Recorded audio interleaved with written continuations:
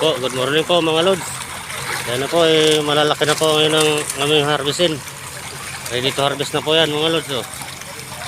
Yan po. Nakakulong na po yan sa loob ng lambat. Yan po, nahuli na po. Ipitin na lang po yan para aming sasalukin. Ikakarga po yan sa bangka. Yan po mga lods. Oh. Nakatuwa po sila maglalango yan. Ay po, 600 grams na po yan mga lods. Malalaki na po yan. Tamang-tama lang po yan sa market. Ganyan po ang hinahanap ng mga buyer. Ganyang sukat. Pero yan po ay dadalhin sa planta. Ang export po ito.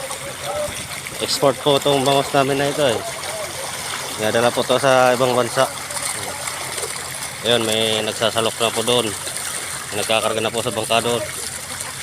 Yung iba kinakarga na. Ito ay mamaya pa ito. Kung kukulangin, kukuha po ulit dito. Dito sa loob ng lambat. Mag-iipit po ulit dito kung kukulangin. Dito po pinapalaki ang mga bangos po yan. Yan sa mga kids. Yan po yung mga kids po. Marami po. Ito ang mga kids sa laot. Presko ang bangos dito kasi hindi po ito sa putik. Ito po ay nasa gitna po talaga ng dagat. Ito mga lods. Yan po mga floating dyan. Oh.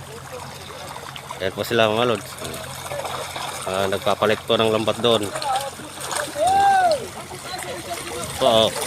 Nakakatuwa po mga bangos habang hina-harvest. Yan po. 600 grams.